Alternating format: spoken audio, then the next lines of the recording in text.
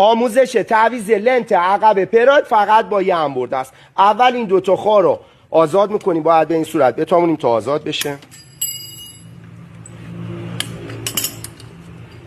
فنرها به این صورت کلا لنت آزاد میشه.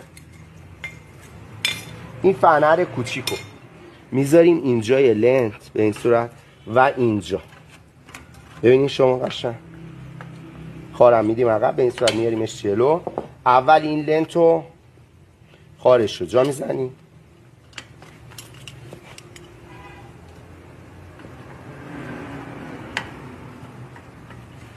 خب حالا این دوتا فنر رو اول این یکی رو اینجا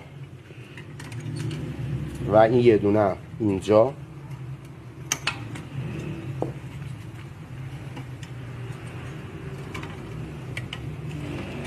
اینو میذاریم اینجا و این فنرم اینجا. خارم از پشت میدیم جلو، پشتشو باید با انگوش حتما بگیریم. اینم